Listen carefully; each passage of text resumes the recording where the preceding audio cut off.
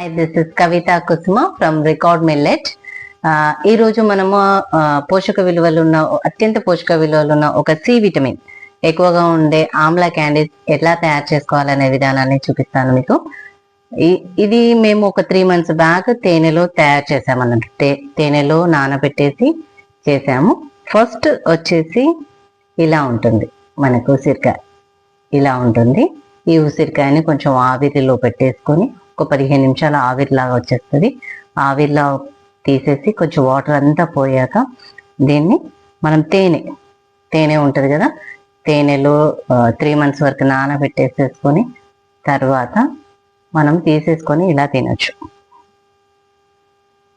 ఇలా క్యాండీస్ తీసుకుంటే ఏంటిదంటే మనకు 300 నుండి 350 వరకు క్యాలరీస్ శక్తి చాలా వస్తుంది ఇందులో. 300 నుండి 350 వరకు.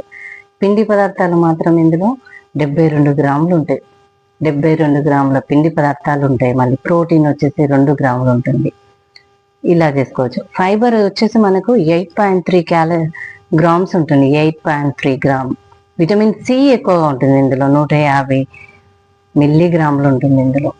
మనకి దీని స్పెషాలిటీ ఏంటిదంటే B1 విటమిన్ మనకు చాలా లభిస్తుంది. ఇలా క్యాండీస్ అన్ని కూడా మనం తీసుకోవచ్చు.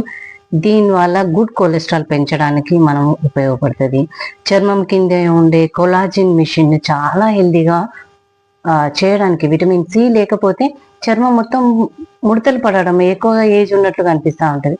అలా కాకుండా చిగుర్లు మనకేంటిదంటే ఇప్పుడు ఏం చేస్తామంటే మనకు బ్రష్ చేసుకుంటుంటే చిగుర్ల నుండి రక్తం వస్తూ ఉంటుంది. అలా రక్తం రాకుండా మనం ఏం చేయాలంటే మార్నింగ్ బ్రష్ చేసుకోగానే ఒక క్యాండీ ఒకటి తీసుకున్నాం అనుకోండి, మనకు హెల్తీకి వస్తుంది, ఆరోగ్యాన్ని సంపాదించుకున్నట్టు అవుతుంది. అట్ ది సేమ్ టైం మనకు దొరకవు.